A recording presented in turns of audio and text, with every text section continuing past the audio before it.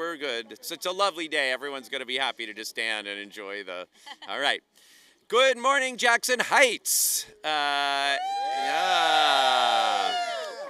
Isn't it lovely to be out here on this gorgeous spring day? Yeah. Isn't it lovely to be out here in Paseo Park on the 34th Avenue Open Street? Let's start by saying thank you and hearing it for everybody who's done the organizing to make 34th Avenue a great open street and build Paseo Park. To all of you. I am New York City Controller Brad Lander, and I am delighted to be out in Jackson Heights, with our Parks Chair and a great champion for this open street and for open space all throughout New York City. Give it up for Councilmember Shekhar Krishnan. And we are going to hear in a little bit from some of the people who have made this happen and are champions for it here and all around New York City. So we'll hear from Dawn Sif, the Executive Director of the Alliance for Paseo Park, from Nula O'Doherty Naranjo, the co-founder of 34th Avenue Open Streets, from Magnus McKellar. I'm excited to try Jamrock Jerk, from Taisha Jackson, Executive Director of Incredible Credible Messengers, Inc., and from Mai Frank, the Queens organizer for Transportation Alternatives. Give it up for all of them. There's just a thrill to being outside on a gorgeous day like this on a space that used to be dominated by cars. And in my experience, every single young person feels that. I remember when Marek and Rosa used to go out on the one day a year or maybe 2 days a year when our block would have its block party. And your block that normally just has cars going up and down, and when you're a kid especially, your parents are busy telling you, like, stay away from the street. And that one day when it's closed down and you can run around in it or ride your bike or play hopscotch, something really magical and thrilling happens. There's just a joy when streets are opened up to become spaces for people. And that happens on a lot of blocks for your block party, but what open streets do is turn that into a durable institution where neighbors can come together, where kids can play, where people can ride their bikes, where folks can gather, where small businesses and restaurants can offer what they have, where people can vend. Yeah, exactly. Let's hear it for our vendors. Yeah, and as I said, speaking of those local businesses, I'm excited to try Jamrock Jerk after the press conference. It's in, very good, right on time. Excellent. I don't see the truck, but I see. It's places like this all across the 5 boroughs where local communities come together in a way that really is the magic of community. And so we're proud to be out here talking about it.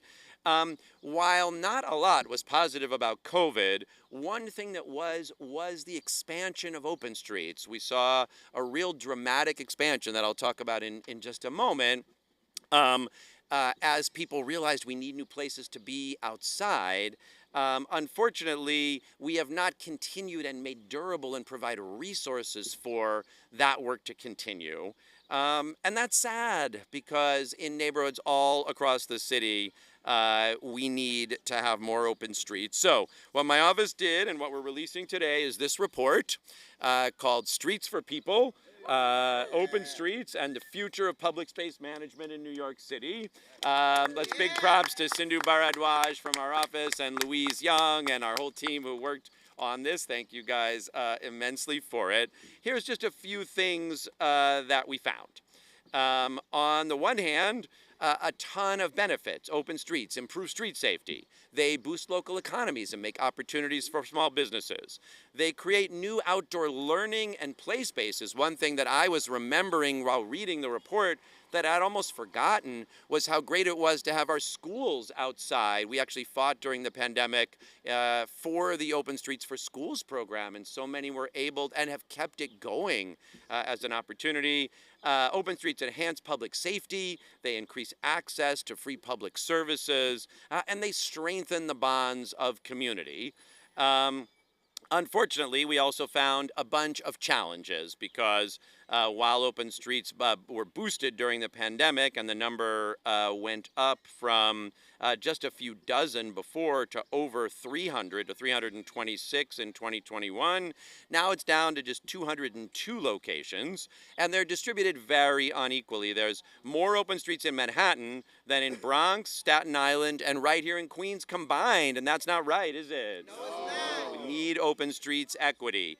So what we did is identified what the challenges are that for more and more well-supported open streets. Right now, the city does not have any dedicated budget or funding source. The program is propped up with ad hoc discretionary dollars, so I'm sure Shekhar Krishnan has provided resources here, which is great, but that's not a good way to make sure it's supported in neighborhoods all across the city. There used to be a program called the Neighborhood Plaza Partnership that offered funding for neighborhood plazas in plazas all across the city. We need dedicated, stable baseline funding to support those folks who want to do something like this in any neighborhood in the city. Similarly, the city leaves all the public engagement work to essentially the volunteers who are stepping up to run the space. And of course, managing and navigating open streets is complicated. We have someone here who's, I think, not a fan of the open streets, and it's appropriate. We're New Yorkers. We got a lot of different opinions on how things should operate. And what we want to have and what we call for in the report is both a clearer system of community engagement, what's the process by which you go gathering and showing community support, and have dialogue about all the questions that are important in terms of hours and rules and guidelines. The city should be providing more and clearer support to help make that happen rather than leaving it on individual groups, which makes it less likely that you could have just good, clear, public, effective processes. Right now, there's really no effective program for capacity building. What's happened here is obviously at the kind of most developed end. Most open streets are, happen on a weekend. Somebody sets the barriers up. Maybe the restaurants come out. If you want to do something more significant and think about how you would have that happen, that takes planning resources and engagement resources and organizing resources. All of that needs to be provided. My iPad wants to cool down because it's so warm out. I'll have to switch to my phone. Actually, although Tony, you got the paper.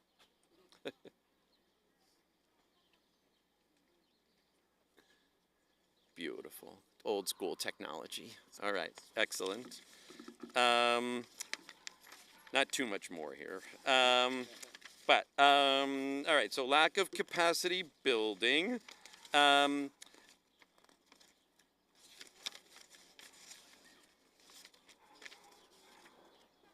Okay. A couple of other things. One of the great things that takes place on open streets are different kinds of programming. When you can have a local artist or a local game day or a new local business that's going to offer their wares. But for those things, you have to get a permit from the city. And who's ever tried to get a permit from the city for a streets activity? All right. Who likes the permitting process we have? No one. And this is true. Like, I think so many people have gone through this because, like, hosting a dance class or a school music performance on your open street feels like it requires the same amount of paperwork as the Macy's Thanksgiving Day parade. We would rather cut ribbons on new open streets than block them off with red tape. All right, that one's got some enthusiasm. So what we need to do is both provide the resources and support, make sure there's access in every neighborhood, and make it easier to get a permit, and also if you're a nonprofit to get reimbursed when you've got some funding that you're supposed to be getting. I know people feel that too.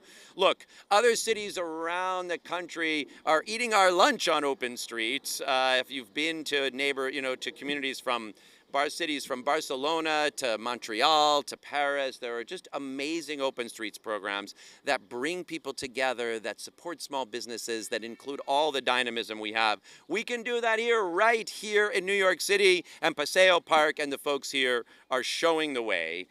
So I'm not going to go into all 12 recommendations in the report, but I'll just highlight a couple of them. I mean, one, as I said, so first, let's have a goal of having at least one open street in every neighborhood in New York City. That way, when your block has its block party and your kid's thrilled by it and they say, Mom, can I run somewhere in the street tomorrow? It'll be like, you got Paseo Park, you got the 4th Avenue open street in Brooklyn, wherever it is, you're going to have one open street in every neighborhood. To do that, we need the durable partnership, the resources for the organizations that want to propose the right street. So we need those resources. We need a transparent community engagement process, laid out and supported by the city, so you can navigate the issues that neighbors want to talk about and have good process. That shouldn't be just left to each individual community organization. It ought to be a public process. As you've heard, maybe the most popular recommendation in the report is to simplify the burdensome requirement of the street activity permitting processes, or SAPO. So we're going to streamline that process. If we do that set of things and the others that are in this report, we can support efforts like this, help them spread through every neighborhood across the 5 boroughs, and then have so many more opportunities for the delightful experience that we are having right now and that so many New Yorkers crave.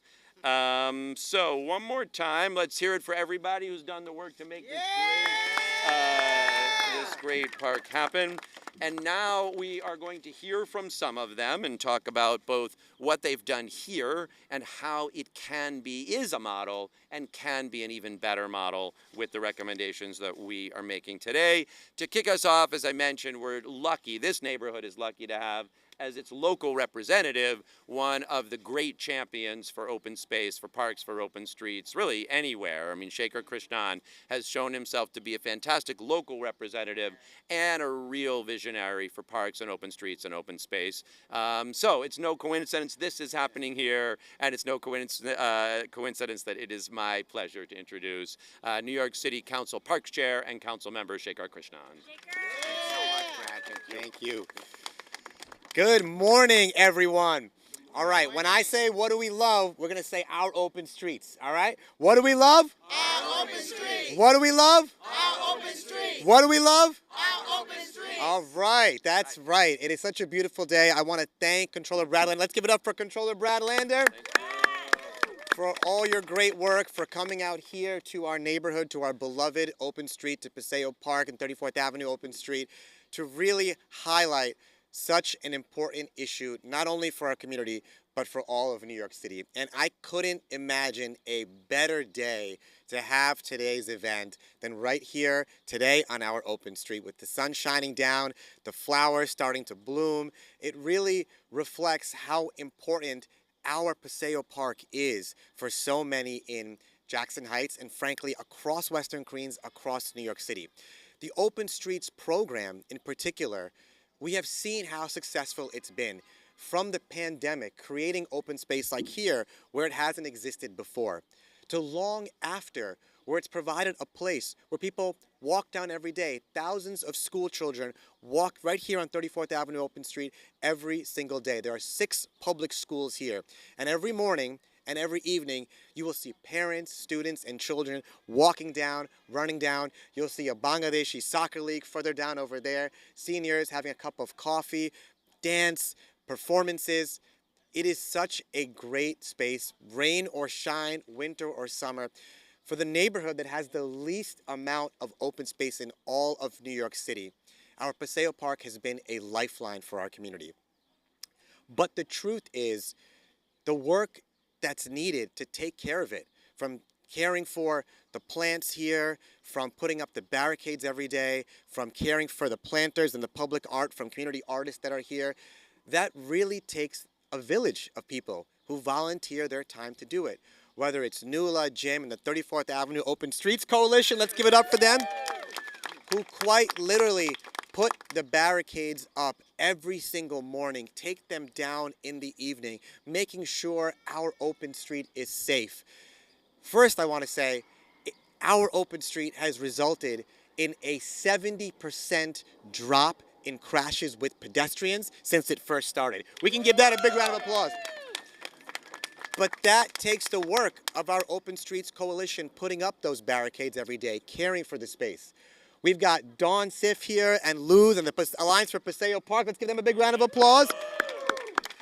who are thinking about the long-term vision of Paseo Park, bringing our community together through visioning sessions, caring for our artwork here on the granite planters, the granite blocks that are here, making sure that we are thinking not only about today, but what the vision of this could be, and making sure our whole community is included in that visioning process. That takes a lot of work. And that is where, as Controller Lander has highlighted in his report, that is where we need the support of city government. The funding to make sure there are adequate resources to care for open streets like this one across our city. The support for community organizations who as volunteers are doing this work. But as the controller mentioned, there is so much red tape and bureaucracy in city government that even makes getting a permit or even caring for this public space a very difficult process. We've seen it with plazas throughout the city. I know it from my work before with Neighborhood Plaza Partnership and Friends of Diversity Plaza. And it persists now too. We need our city to step up to support our community organizations that are caring for our open street. We need the funding and resources not cut from this program, but increased. That's right. And that is why we are sending a message loud and clear across the city. Controller Lander's report has highlighted the way forward to support our open streets. We in the City Council will keep fighting every day to make sure that support continues. And you are damn sure that I, as the council member here for this district with the most successful open street in all of New York City, as the Parks Chair of our New York City Council, I will fight every day to support our public spaces, to support our open streets, to support our green spaces all across New York City, starting from here in Jackson Heights across the city. Thank you all so much. Great, thank you. Thank you so much, Shaker. And I do second, as citywide controller, that this is the best open street in all of New York City. Right. I love the Fifth Avenue open street where I get to do some outdoor dining. I love the Vanderbilt open street. There are many great ones, and the Barry open street. There are many great ones, and we want many more great ones. love them all. And we're giving props here, credit where credit is due. Speaking of where credit is due, I forgot to shout out Sarah Ascona Miller, whose work as our NYU Urban Fellow on this report was really essential. So thank you for that. Nice job, Sarah. And now you're going to hear from two of the people that Shaker mentioned who do the work here every day. The person that's been by far the most persistent in making sure I watched what has been happening on the 34th Avenue open street is Dawn Siff, who is the Executive Director of the Alliance for Paseo Park. Hi, everybody. I'll be brief. I know there are a lot of people here. I want to thank Controller Brad Lander. In 2020, as we were holding rallies, I mean, we had a dozen people up at like 89th Street, parents saying we're tired of children. 2 blocks from here, a child was hit by a car and pinned under a Jeep, leaving IS 145 Middle School, 2 blocks that way. And our community was traumatized by that. So in the pandemic, when we were the first epicenter of the pandemic in New York City, we pushed and we rallied from the neighborhood that ranks last in park space for an open street. And there was a council member from Brooklyn who came to Jackson Heights and said to me, and I handed him a megaphone when we were at a rally, and I said, Brad, tell this crowd what you said to me. And he said, Brooklyn is jealous of your open street here. And everybody went crazy because Queens is often last. We're often the last to get our streets plowed. We're often the last to get funding. We rank last in open space. So it's so inspiring for someone to come from Brooklyn and recognize this. And Brad's been recognizing this since before he was a citywide elected official, when he was a council member. And our council member, Shaker Krishnan, has been our fiercest advocate. Shaker has been fighting for more than a decade for open space in Jackson Heights. This extension to Travers Park, where you all are standing, this park was magnified by 30%, and Shaker helped fight for that when he was an activist before he was elected. So this open street that the pandemic opened this moment for us gave safe passage to 7,000 school children to commute safely to school on a street where a child, when leaving school, was pinned under a Jeep. My own children, my nieces, go to these public schools. A lot of these schools are Title I schools. Paseo Park is 26 blocks of joy. It is a safe commute for school children. It is senior bingo games. It is skateboarding teens, kids learning to ride bikes, quiet walks, bird watching. We call it toddler stroller highway in the morning because there's so much universal pre-K up and down here. It is the town square in a neighborhood that doesn't have a community center and doesn't have open space. Our organization, and I just want to shout out very quickly Nuala O'Doherty, who is next to me, and her partner Jim Burke, who are tireless daily advocates with daily programming. They are the heartbeat of 34th Avenue. Our organization, as Councilman Krishnan said, is thinking about the long term. We have spent the last year reaching out to our neighbors in multiple languages in various parts of the community because, as the controller said, the city is not doing that right now, and we knew that we needed to reach all the corners of our diverse community. We've heard a ton of feedback that's indicative of how passionately our neighbors feel about this open space. We believe that good design and good forethought and good planning by the city can solve the legitimate concerns of our neighbors, and that this can be a pedestrian-centered, safe space for people. We'll have a report in the coming weeks, but in the meantime, we're so grateful to Controller Lander, to Councilman Krishnan, to our partners at the 34th Avenue Open Streets Coalition, and thank you all so much. Thank you so much, Dawn. Yeah, like Queens get the open streets. And Dawn walked me around not too long ago talking about what some of the next steps are, you know, helping us see that 34th Avenue actually has some of what I think are the first super blocks in New York City, and that especially the blocks that the schools are on can really become places of kind of magical next steps. So props to you and the whole team. The next person that I get to introduce is really one of the heroes of the last few years in New York City. You don't have to take my word for it. There's a great book out about 2020 and the pandemic by NYU sociologist Eric Kleinenberg.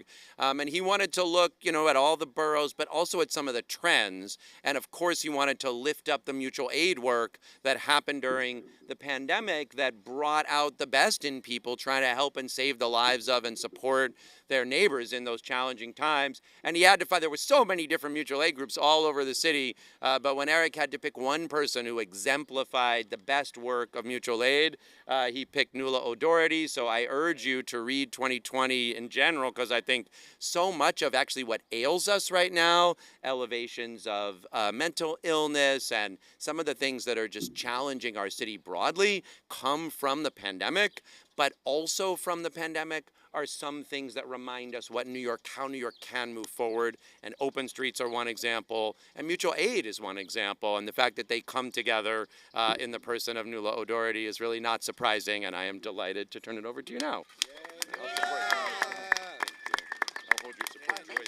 All right. I'm a lot shorter than them. All right. Good morning and welcome to 34th Avenue. This day is exactly what days are like here on 34th Avenue. Days of joy, days of kids laughing and playing, of people meandering in their neighborhood. It has brought this neighborhood together. It has given us a place and a space to build community like we've never had before. But I get to talk to you about the practical part of this, and that is today is Friday. So after school gets out today, we're going to have our knitting class at 5 p.m., followed by our Mexican folkloric dance class. Our knitting class needs knitting needles. They need yarn. Our folk dance class wants skirts to dance with. This costs money, and money that we are not funded for. Currently, there's a pittance of money that the Department of Transportation gives us, and that money we get paid for about 1 or 2 years after we submit receipts. And small nonprofits like the one I founded just 2 years ago can't support that. We're not talking huge amounts of money when you look at the city budget. We're talking about money for chalk, money for a Zumba class, money for Legos, money for programming that brings people together. All right. We've got this space. Now let's create a place where everyone feels welcome. And what's not more welcoming than crayons and a table for small children? What's not more welcoming for an older person than some yarn and some knitting needles and a chair to sit in and a neighbor to speak to? What's not more Jackson Heights than English class where we speak Bengali, Nepali, and Spanish? What's not more Jackson Heights than a place where people can come together and build? Every Saturday we do gardening here. Tomorrow you can all come at 10 a.m. We're going to be building gardening blocks to put more plants in, to green our neighborhood. This is all money that we need to make this city work. All right, these orange vests are bought by volunteers. There was no money in the budget to buy them. We need to be safe to do that. Turn around and show people the back, though. So There we go. Bedazzled by my children, yes. So it's important to know that while volunteers have been doing this for 5 years now, it's time for the city to step up. And we are really lucky here in Jackson Heights because we have a diverse neighborhood. We have a neighborhood with million-dollar co-ops, and we have basements full of newly arrived migrants. And because of that diversity, there are volunteers and donors. But in some parts of the Bronx, when there's no money, there's no programming. All right? You can't rely on such an important program on volunteers and donated dollars. And that's why we're pleading with the city to say, this is a fabulous program. This brings joy to our neighborhood. It must be funded. And we ask that it be funded year after year after year. So I want to thank Brad Landers for bringing that to light and to pointing out that these volunteers like me are tired. We've moved thousands and thousands of barricades. It's time for the city to step up and support neighborhood building programs like this. Thank you, Brad. Thank you so much, Nuala. Next, we're going to talk about two partnerships, the kinds of partnerships that can happen when you have something like this, both for safety and for small business. Because obviously we're thinking a lot about street safety, but of course street safety only works if there's neighborhood safety as well, if people feel comfortable coming out and walking, if they know that somebody's thinking about how we mobilize safer neighborhoods. And that work has been done across the city by organizations through the city's crisis management system, sometimes called community-based violence interrupters.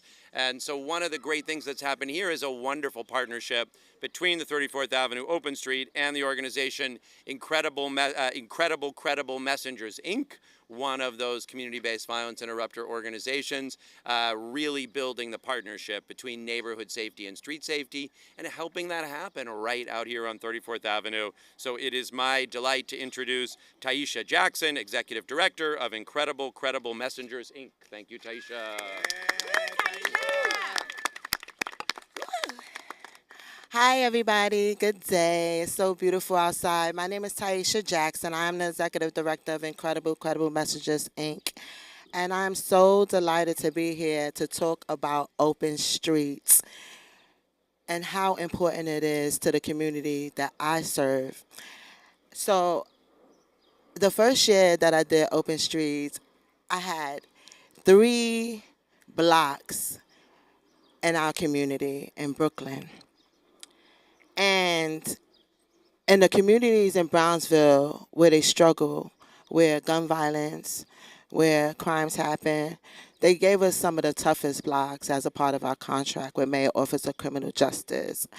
So going on these blocks, I do a such thing as train and restorative practices. It's a way to address harms of almost anything, and see how them harms show up in your community because of traumas that you've been through. So a lot of the young people that I serve is getting this training, and then they're coming out in their community and showing their holistic ways to neighbors, friends, residents, parents, and to their schools. Our young people came out every Saturday. Okay, we had to have 9 volunteers every time.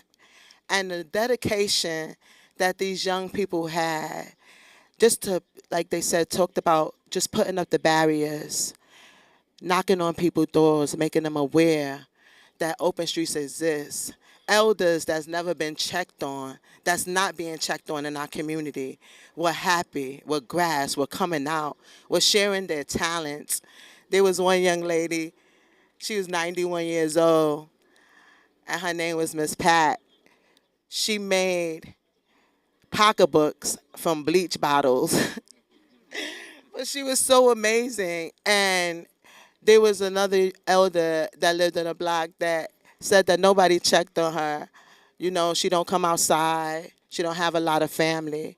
So when we're doing open streets, we're addressing everybody, right? There's unity in every community, right? And when healing happens, we want people to let us in, right? Because heal people, you know? And so with programs like mine, able to be the entity of open streets, healing happens. Circles are happening outside.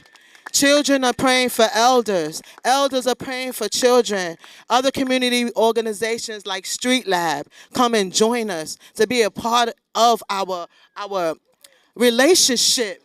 It's a celebration. Open Streets is a celebration after COVID, after the social impact that it had on our children, after watching people die, every culture and every place.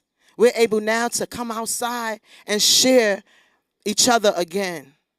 And we can do that in so many ways, right? I'm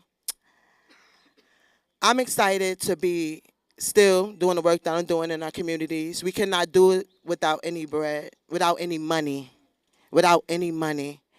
Unfortunately, there's people in Brownsville and Queens that have food insecurities, housing issues, young people aging out of foster care, people coming home from prison. There's so many reasons why open streets need to exist.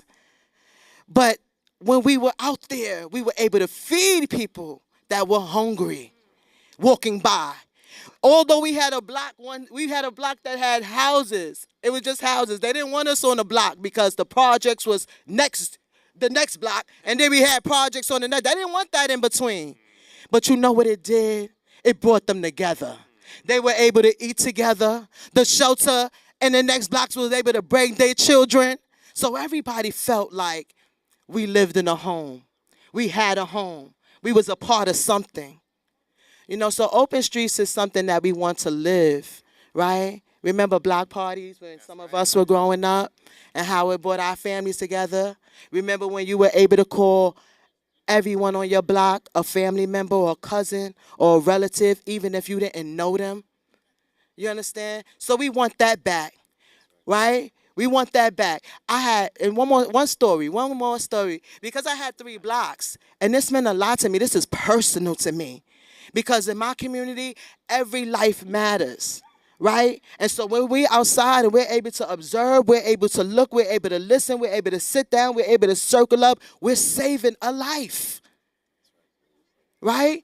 And so I take it very personal. I was on the block on Howard Avenue in Brooklyn. We were working on Howard Avenue, and it was a beautiful block. This block in Brownsville, they do a family barbecue, a big block party every year that they have never been supported with, ever.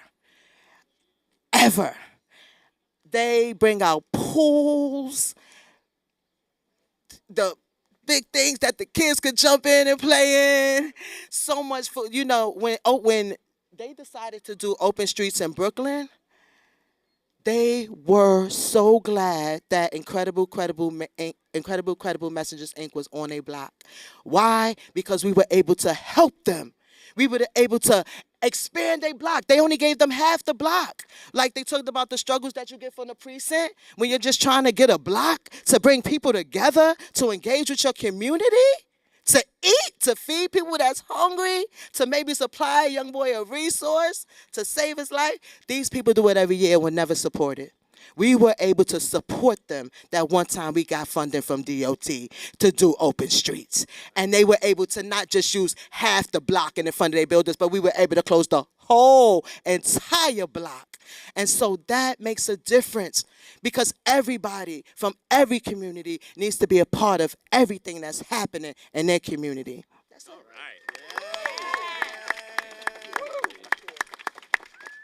Thank you, Taisha. That was really great. And I think it's especially valuable to hear because people might have sort of one image of an open street.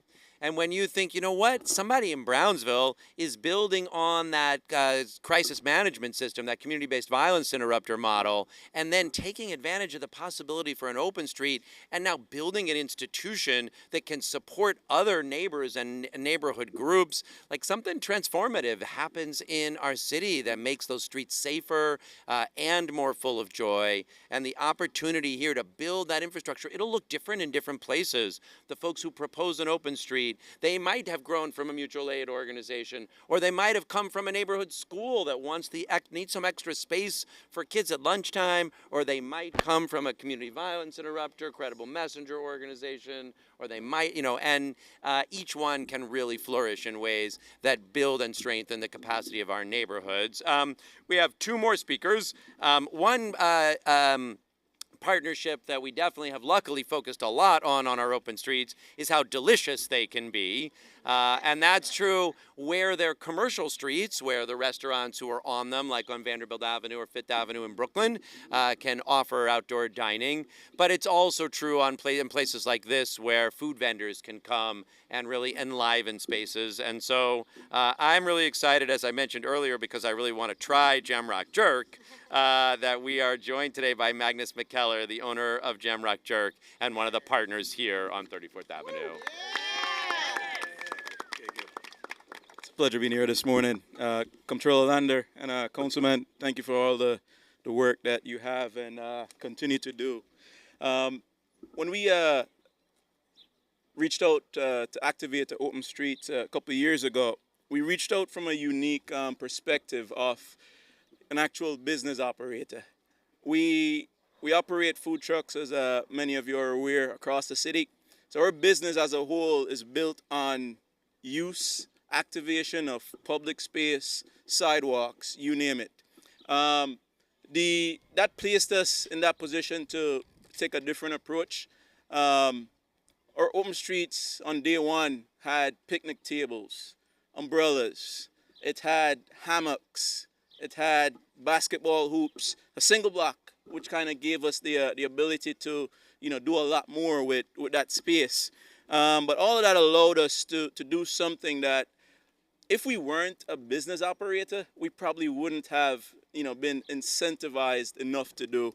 And I think as Open Streets continues to expand, the reach out to partners who may be able to activate their spaces in such a way, I think it's hugely beneficial, and that's one of the things I contributed to as far as the report is concerned here.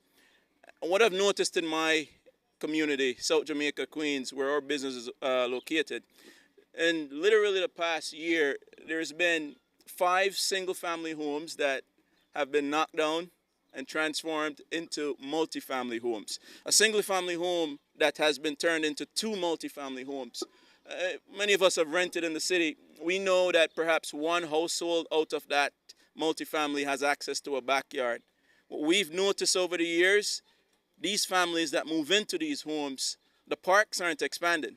The same amount of parks that was in South Jamaica, Queens, before there was multifamily homes, it's the same amount that's there now, and that hasn't changed. But with an open streets, what has resulted is, hey, there is a space for families to come down, enjoy open space that they would normally enjoy in a backyard, that they don't have access to. There's so many different levels that this transcends to, just including business partners, as it were. But the thing is incentivizing them to come on board. I know for us, the permitting structure, we're pretty savvy with navigating this. With our open streets, we have a food truck not on the open streets, but literally adjacent to the open streets. If, for example, the city were to permit, and if SAPO were to find a way to integrate operators like me into the open streets, then very likely more operators could now activate not just a mobile food vending business, as it were, but a mobile food vending business coupled with an open streets that they would be responsible for. Incentivizing them to do something of that sort, I think, would only be beneficial on all counts. Adding flavor to it, but more than anything else, these neighborhoods that are untouched, is literally where I'm from, in South Jamaica, Queens, was untouched. And to this day, we have cars that drive by occasionally, and they'll be like, wait, are we in Manhattan? That's the feedback, that's the questions. But then they realize, no, this is South Jamaica, Queens. And as that awareness kind of start to spread some more, we can anticipate that the reach will become more. And literally the demographic will simply know how to respond to the open street. Because surprisingly, you may find that in neighborhoods like mine that are uncharted, the neighbors, the community do not know how to respond to the open streets. They don't know how to engage with it. It takes time, and it has taken years for us to get there. So as it continues to expand, and with the continued support of the city and the advocacy, those doors will open. And again, from my unique perspective as a business operator, if at any point something comes across your desk, controller, councilman, that you have to indicate support of integrating a business into that open streets, I can guarantee you that that ratio of 70% of the open streets in Manhattan versus all little to none in Queens, that ratio will change in a matter of months. And that's where I'll leave my statements for the day. We'll continue to do what we're doing because we're uniquely positioned to do so. We're able to allocate staff on weekends to set up barricades, bring them down, to go out, wipe tables, maintain, and do all of that.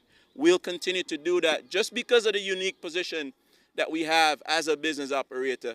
And hopefully others are able to come on board in that manner as well. Right. Thank you, Magnus. All right. Thank you for helping continue to evolve the image of open streets for everyone, show what business partnership can look like. Really great. All right, to close us out, we've got two of the folks who have helped done the work to carry this vision citywide. Our folks doing transportation alternative and open street visioning across the city have been inspired by what's happening here and partnering citywide. So we're going to hear from two of them. The first is Mai Frank, the Queens organizer for Transportation Alternatives, which has been pushing for things like this for a long time. So thank you, Mai. Okay, I'm a lot short. So I'm going to keep it short because it's hot out here. In a city like New York, where public spaces and third spaces are already dangerously scarce, open streets have not just become a jewel of the city's neighborhoods, but communities' own push for making streets safer and more accessible for people to live in it.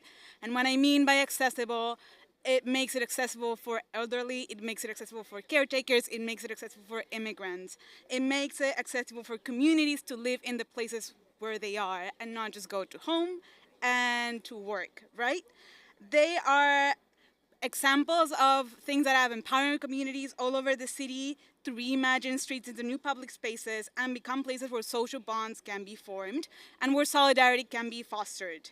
They are shining examples of communities' capacity for self-determination, agency, solidarity, and care, but this is also one that goes wildly unacknowledged and unsupported.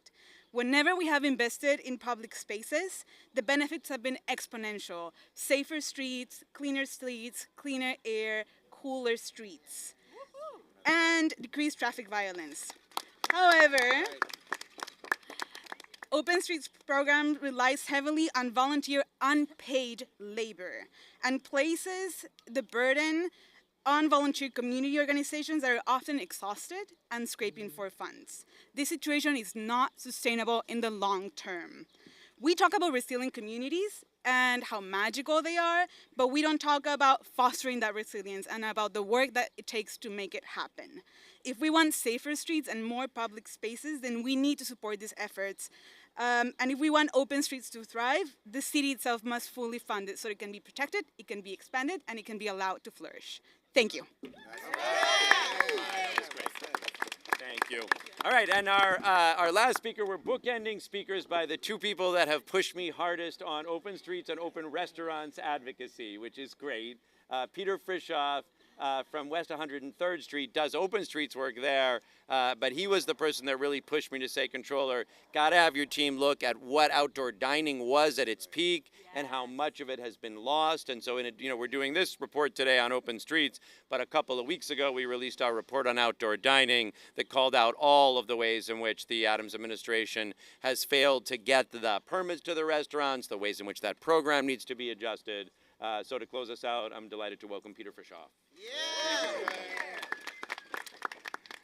Hello, everyone. I'm the volunteer coordinator for the West 103rd Street Shared Street in Manhattan. I'm also a director of Streets PAC, which encourages people to vote for people who care about such things as Paseo Park and outdoor dining. Do not take this for granted.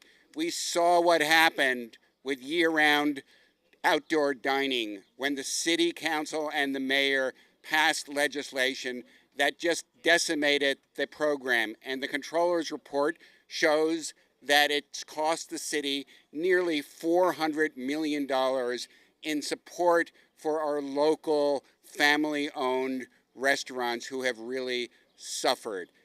Paseo Park is wonderful. Shared streets and open streets are wonderful. If you stroll, strut, skip, skate, don't forget to vote. Do not take this for granted. Support political leadership that supports livable, safe, inclusive, beautiful shared streets like we have at 34th Avenue citywide. Thank you very much. All right, let's hear it one more time for all our great speakers. If you're somebody who does some of the work to help 34th Avenue be a great open street, will you raise your hand so we can thank you? Let's say thank you to the volunteers and staff. If you're from the controller's office and you help work on this report or this event, will you raise your hand so we can thank you guys? All right, and now we will be delighted to take some on-topic questions, and then we can do off-topic afterwards. Chloe will. Yes, and then we're going to get the food. Yeah, all right. Go ahead. Yes. Yeah. Of course. You mentioned baseline funding, not because it's around the 48 million number that they would need. Is that something that makes sense to you? Or do you have a ballpark figure that would work for this baseline? I mean, I think that's a reasonable number that advocates are pushing for. We wouldn't. It wouldn't work if people said, "Well, we have parks. They're there. What do you need the staff for?" And you heard from Dawn and Nuala and Taisha what it takes. And I think if people could hear, I feel like if New Yorkers heard what Taisha said and understood, if you provide resources to enable open streets to happen, not only will you have a beautiful open street, but you'll be supporting the growth of a neighborhood safety institution. They would think that $48 million was a bargain. And you mentioned you have parks workers. Should the city be more directly managing open streets so you don't have to have a volunteer basis, say city workers, barricades, stuff like that? Is that also way to improve it? I'll say some thoughts, and I don't know if our park chair wants to weigh in here. I mean, I think it can be flexible in different places. Obviously, the park staff is already quite stretched, so you'd need to have a lot more parks workers before you could ask them to also take care of open streets. In a world where we had really fully and funded parks, then for a place like this, you might say, sure, these folks here at Travers Park can do some of the work right adjacent. But I guess what I also think, and I really think you heard it today, and what you heard from Magnus and what you heard from Taisha and Nuala and Dawn, when you offer pretty modest amount of resources to community-based organizations, what you tap in terms of community energy is remarkable. Now, maybe if some of the basics like putting up the barriers and were done in a more regular way, more of that energy could go to the event organizing and the volunteer mobilization. But some resources absolutely need to go to provide the community support that really makes the magic happen. I completely agree. I mean, at first I would say, it's the amount of funding and support the Parks Department and our parks workers need is vast. I was proud about 4 years ago at this point to fight for the largest budget ever for New York City Parks Department in its history. But that was supposed to be a start. It wasn't supposed to be cuts after cuts from the mayor after that we had to fight to reverse, including cuts to parks worker programs. So I think, one, if the Parks Department had more resources, if other city agencies like DOT had more resources, you could manage a robust program through city government. But we also have to be realistic. We depend on community organizations and volunteers. I love the fact that the 34th Avenue Open Streets Coalition, that Alliance for Paseo Park, do this work together. And we have to recognize that, one, that will always be the case, and two, it's necessary. They know the communities best. They are here to work with us as elected officials to make sure our community's vision is reflected. So that partnership with more resources for agencies like the Parks Department, like DOT, that partnership with community organizations will always continue. And that's why we need a robust, well-funded program that both provides more government resources, but critically provides resources for community organizations that are and that will always be doing this work. One last for you. I think Ms. Jackson mentioned the precincts,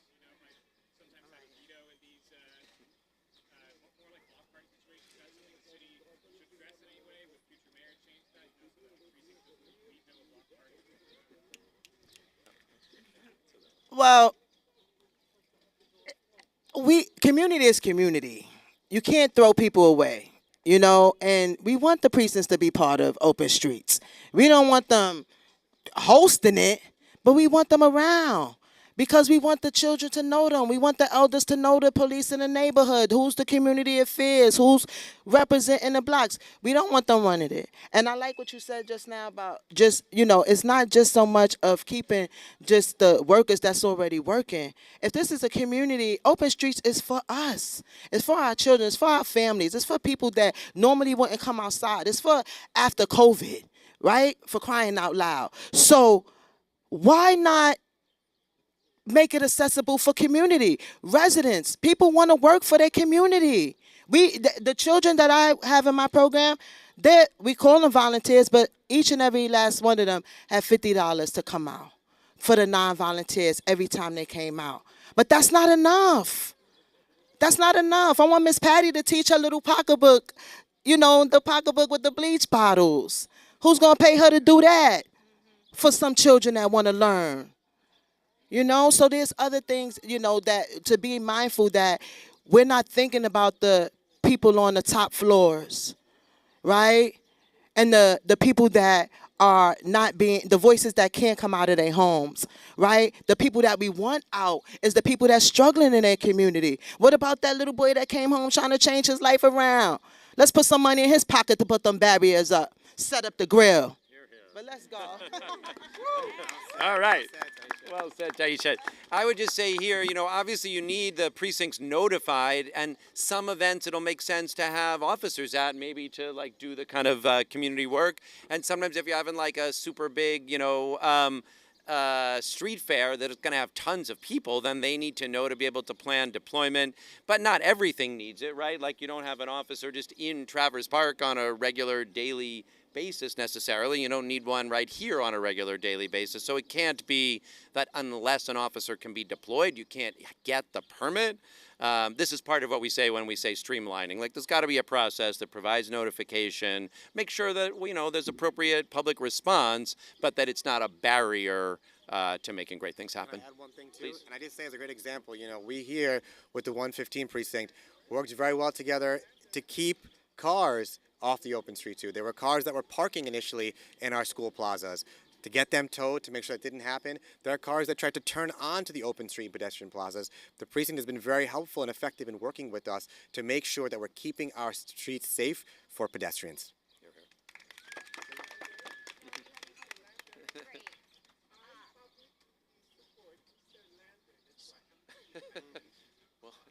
Well, I hugely appreciate it, and this is not a mayoral campaign event, so I do want to protect all the 501c3 people here. So let's, but I won't. I appreciate your saying so. Anybody else, Chloe? Thank you. So guys, we're just going to do one small off-topic remark, and then we'll wrap up. So. Okay, great. All right, Shaker, thank you. All you guys, thank you very much. Really appreciate it. Wait, Shaker, one more time your chant. What do we love? Our open streets. What do we love? Our open streets. What do we love? Our open All streets. right, let's Beautiful. fight for it. Thank you. All right, I'm just going to say one more thing that is not open streets related. So, yeah. This morning, as millions of hang on one second. All right, no, we're all good. Okay. All right. Peter, can you? This is a little less. Too lovely a background for this, I'm afraid. This morning, as millions of New Yorkers made their daily commute, our city unfortunately experienced another incident of senseless violence in the New York City subway. This one happened to take place right downstairs from the controller's office, so my staff and I feel very personally about it. Just outside our office, a member of our community, a New York neighbor, was stabbed multiple times in a provoked altercation and is now in critical condition in the hospital. And the suspect of this heinous crime is still at large. And this incident is just one more example